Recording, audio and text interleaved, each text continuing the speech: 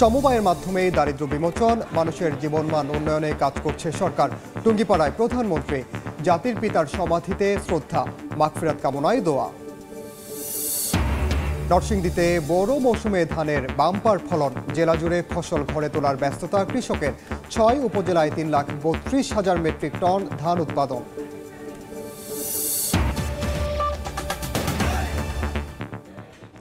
আমন্ত্রণ সময় সংবাদের নিয়মিত আয়োজন। বিভাগীয় সময়ে থাকছি সপ্তাহের ৭ দিন ভিন্ন ভিন্ন বিভাগের সংবাদ নিয়ে। আজ থাকছে ঢাকা বিভাগ, সঙ্গে আছি আমি ওমর ইনান। শোককেও ছাপিয়ে গেছে অকুতোভয় সৈনিক আসিম জাওয়াদের বীরত্বপূর্ণ আত্মত্যাগ। সকালে ঢাকায় সহকর্মী ও সহযোদ্ধাদের সম্মান জানানোর পর মরদেহ নেওয়া হয় মানিকগঞ্জে নিজ শহরে। শহীদ মিরাজ তপন স্টেডিয়াম মাঠে জানাজার পর দাফন করা হয় আসিম জাওয়াদকে। রাশিদ বাপ্পির রিপোর্ট। নেওয়া যায় না, যেমন একটা ছেলে মায়ের বুক খালি করে চলে গেছে। ভালো ছিল, ছেলে ছিল, কারণ আমরা তো পাড়াই ছিল, পাড়া তো আমাদেরই পাড়াই ছিল।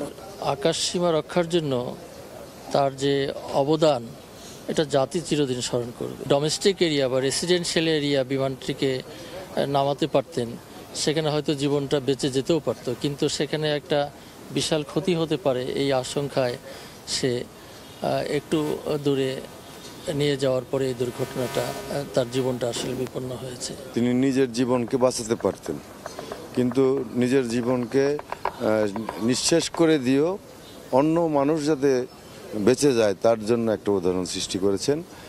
এবং এটাই আসলে দেশপ্রেম যেটাকে বলে, এটা উনি জীবন দিয়ে ওনার দেশপ্রেমটা বুঝিয়ে দিয়ে গেছেন। 1992 সালে জন্ম, পৃথিবীর আলো দেখেছে মাত্র 32 বছরের মতো সংক্ষিপ্ত এক জীবন। পেশাগত জীবন নাতিদীর্ঘ হলেও কম বর্ণাঢ্য নয়। মাত্র 14 বছরের কর্মজীবনে পরিচয় দিয়েছেন সর্বোচ্চ দক্ষতার, অর্জন করেছেন বেশ কিছু সম্মাননাও। এটা আমাদের মানিকগঞ্জ জেলার একটা গর্ব ছিল। এটা আসলে অত্যন্ত মর্মাহত। অমায়িক ছিল এবং খুবই তার মন মানসিকতা, কথাবার্তা, আচার আচরণ খুবই ভালো। সমবায়ের ধারণা সারা দেশে ছড়িয়ে দেওয়ার আহ্বান জানিয়ে প্রধানমন্ত্রী শেখ হাসিনা বলেছেন, সমবায়ের মাধ্যমে দারিদ্র্য বিমোচন করে মানুষের জীবনমানের উন্নয়ন করা হবে। সকালে টুঙ্গিপাড়ায় আমার বাড়ি আমার খামার প্রকল্পের সদস্যদের সঙ্গে মত বিনিময় করেন সরকার প্রধান। বাবুল হোসেনের ক্যামেরায় টুঙ্গিপাড়া থেকে বিস্তারিত জানাচ্ছেন দেবাশিস রায়।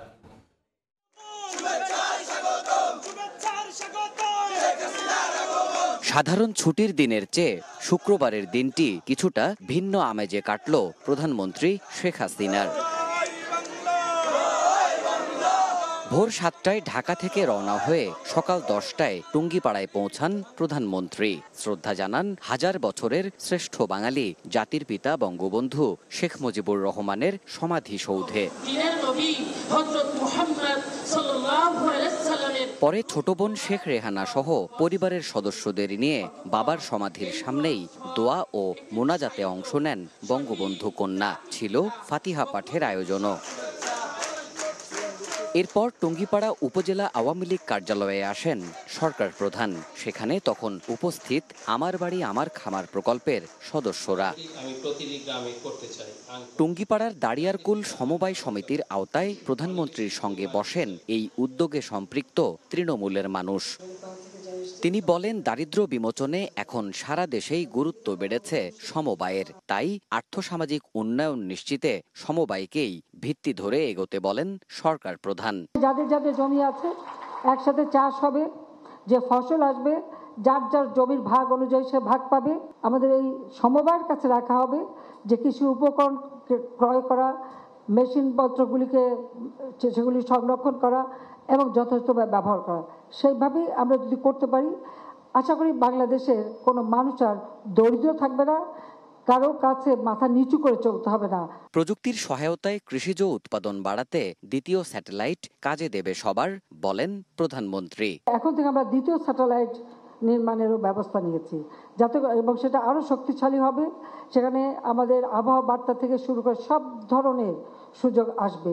সেই ধরনের নতুন স্যাটেলাইট আমরা করে দেবো। একেবারে প্রত্যন্ত অঞ্চলে, গ্রাম অঞ্চলে, চর অঞ্চলে, দ্বীপ অঞ্চলে, সব অঞ্চলের মানুষ যেন যোগাযোগটা, তথ্য প্রযুক্তির যোগাযোগ করতে পারে, অনলাইনে যোগাযোগ করতে পারে।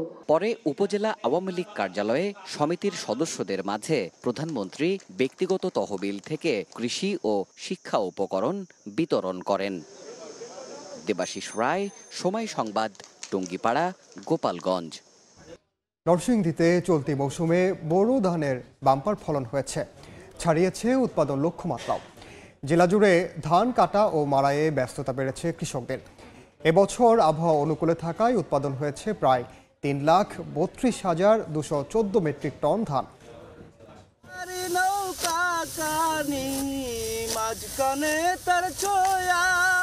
প্রতিটি মাঠে চলছে ধান কাটা উৎসব। বাতাসে দোল খাওয়া পাকা ধান জানান দিচ্ছে নতুন সম্ভাবনার। নরসিংদীতে কৃষকের ব্যস্ততায় বড় ধান কাটা ও মাড়াইয়ে 3 মাস আগে রোপণ করা ধানে এবার গোলা ভরবে এমন প্রত্যাশায় দিন গুনছেন তারা। ধান সেদ্ধ করার উনুন জ্বালাতে প্রতিটি বাড়িতেই নারীদের দিনরাত ব্যস্ততা। ধান বাছাই, সেদ্ধ সহ নানাবিধ কাজের মধ্যেও আনন্দ দিচ্ছে নতুন ধানের গন্ধ। অন্যান্য বছরের তুলনায় এবছর ফলন ভালো হওয়ায় খুশি কৃষকরা। প্রতি বিঘায় পাওয়া যাচ্ছে গড়ে 21 মণ ধান। তবে শ্রমিকের বাড়তি মজুরি কিছুটা সংকটে ফেলেছে তাদের। ধানের মধ্যে কোনো চিটা নাই, অন্য বছর থেকে এবার ধান খুব ভালো হয়েছে। এবার অনেক বাম্পার ফলন পাইছি, ইনশাল্লাহ অনেক লাভবান। নতুন চালের পিঠা আমার ছেলে মেয়েদেরকে খাওয়াইতে পারবো, এই আনন্দ নিয়ে ওই ধানটা লইতাছি। আমরা ধান নুন লাগে, সিদ্ধ করুন লাগে, আনুন লাগে, নুন লাগে, আমরা ব্যস্ততা প্রচুর তেমন লাগে। কৃষি বিভাগ বলছে এবছর জেলায় লক্ষ্যমাত্রার চেয়ে 32 হেক্টর বেশি জমিতে ধান আবাদ হয়েছে। মোট আবাদের পরিমাণ 56,542 হেক্টর। প্রতিমন ধানের দাম ধরা হয়েছে 1,280 টাকা দরে। ধান বর্তমানে তাপমাত্রা বেশি হওয়াতে একটি সমস্যা হতে পারে, সেটি হচ্ছে যে হিট স্ট্রোকের কারণে অনেক সময় চিটা হতে পারে। সেই জন্য আমরা আমাদের কৃষক ভাইদেরকে আগাম সতর্কতামূলক ব্যবস্থা নেওয়ার জন্য পরামর্শ দিচ্ছি। চলতি বছর 6 উপজেলায় প্রায় 89 লাখ মণ ধান উৎপাদন হয়েছে। এছাড়া গত 5 বছরে জেলায় বড় আবাদ বেড়েছে 2.22%। সময় সংবাদ, নরসিংদী। বর্ষার আগেই ভাঙতে শুরু করেছে রাজবাড়ীর দৌলতদিয়া ঘাট। আতঙ্কে দিন কাটাচ্ছেন নদী পাড়ের মানুষ। এদিকে 4 বছর আগে ঘাট আধুনিকায়ন ও নদী ভাঙন রোধে প্রকল্প পাশ হলেও কাজ শুরু হয়নি এখনো। এতে ক্ষুব্ধ এলাকাবাসী। তবে বিআইডব্লিউটিএ বলছে মন্ত্রণালয় থেকে বরাদ্দের অভাবে আটকে আছে প্রকল্পের কাজ। আশিকুর রহমানের রিপোর্ট। অসময়ে পদ্মার আগ্রাসী রূপ, আতঙ্কে দিশেহারা নদী পাড়ের মানুষ।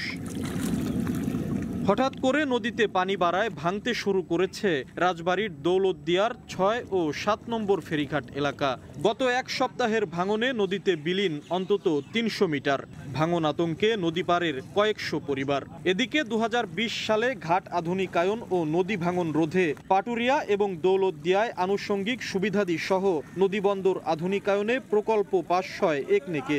1,351 কোটি 70 লাখ টাকা ব্যয়ে প্রকল্পটি বাস্তবায়নের দায়িত্ব পায় বাংলাদেশ অভ্যন্তরীণ নৌ পরিবহন কর্তৃপক্ষ বিআইডব্লিউটিএ। কিন্তু কাজ শুরু হয়নি 4 বছরেও। আমরা সবসময় আতঙ্ক থাকি, কোন সময় বাড়িঘর ভেঙে নিয়ে যায়।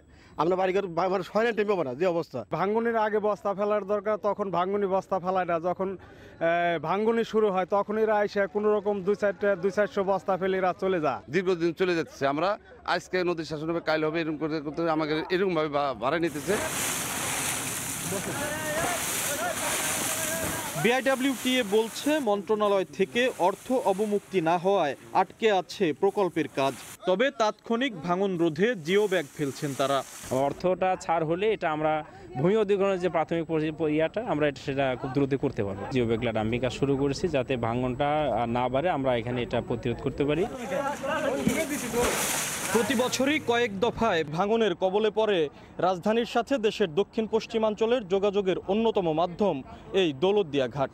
আর তখনই ঠিক এভাবেই চালানো হয় জোড়াতালির মেরামত। কিন্তু দীর্ঘমেয়াদী কোনো পদক্ষেপ নেওয়া হয় না। স্থানীয়দের আশঙ্কা, দ্রুত সময়ের মধ্যে ভাঙন ঠেকাতে যদি স্থায়ী কোনো পদক্ষেপ নেওয়া না হয় তাহলে হয়তো অদূর ভবিষ্যতে নদীগর্ভে বিলীন হয়ে যাবে ঐতিহ্যবাহী এই ঘাটটি। আশিকুর রহমান, সময় সংবাদ, দৌলতদিয়া ফেরিঘাট রাজবাড়ী। সময়ে আরেকবার নাব্য সংকটে ফরিদপুরের একমাত্র নৌবন্দর অচল হতে বসেছে।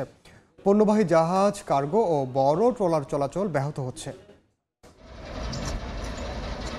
দক্ষিণ বঙ্গসহ বৃহত্তর ফরিদপুরের ব্যবসায়িক পণ্য আনা নেয়ার জন্য গুরুত্বপূর্ণ বন্দর সি&বি ঘাট। 2017 সালে সরকার এটিকে তৃতীয় শ্রেণীর নৌবন্দরে অন্তর্ভুক্ত করে গেজেট প্রকাশ করে। পরবর্তীতে দ্বিতীয় শ্রেণীতে উন্নীত হয় বন্দরটি। তবে শত বছরের প্রাচীন বন্দরটি নাব্যতার সংকটে অচল হয়ে পড়েছে। পণ্যবাহী নৌযান ভিড়তে না পারায় নৌবন্দরের শুল্ক আদায়ও কমে গেছে। ছোট ছোট বলগেটি আমরা মাল অন্য ট্রলারে পাল্টাই করে ফিরে আমরা আনছি, আমাকে ভাড়া কিছু থাকে নাই। আর বড়টি তো আসতেই পারে না, জাহাজ আসতে পারে না, তার জন্য লেবার শ্রমিকের খুব অসুবিধা, তারা কাজের জায়গা পায় না, অর্থাৎ আমার কামাই রোজে সেরকম হয় না। নাব্য সংকট সমাধানে কয়েকটি স্থানে বিআইডব্লিউটি এর ড্রেজার মেশিন বসিয়ে খনন কাজ করলেও খননের কয়েকদিনের মধ্যেই আবারও বালু এসে ভরাট হচ্ছে। চেষ্টা করি যে দেশটাকে সচল রাখার জন্য। এর আগে আমরা ডেজিটালি করছি, সামনের বছরে আমরা আরো ভালো পদক্ষেপ। তবে সি&বি ঘাট নৌবন্দরের প্রাণ ফিরিয়ে আনতে নানা পরিকল্পনার কথা জানালেন জেলা প্রশাসক। আগামী সপ্তাহ থেকে কাজ শুরু হয়ে যাবে। জায়গা নেওয়া হয়েছে, বালু উত্তোলন করে কোথায় রাখা হবে এবং আমরা আশা করছি যে 1 মাসের মধ্যেই এই নদী বন্দর প্রাণ ফিরে পাবে। গত 2022-23 অর্থ বছরে সি&বি ঘাট নৌবন্দর থেকে 1,45 লাখ টাকা রাজস্ব আদায় হয়েছে। সময় সংবাদ, ফরিদপুর। বিভাগীয় সময়ের শীর্ষ সংবাদগুলো জানিয়ে দিচ্ছি আরেকবার। সমবায়ের মাধ্যমেই হবে দারিদ্র্য বিমোচন, মানুষের জীবনমান উন্নয়নে কাজ করছে সরকার। টুঙ্গিপাড়ায় প্রধানমন্ত্রী, জাতির পিতার সমাধিতে শ্রদ্ধা, মাগফিরাত কামনায় দোয়া। এবং নরসিংদীতে বড় মৌসুমে ধানের বাম্পার ফলন, জেলা জুড়ে ফসল ঘরে তোলার ব্যস্ততা কৃষকের। 6 উপজেলায় 3,32,000 মেট্রিক টন ধান উৎপাদন।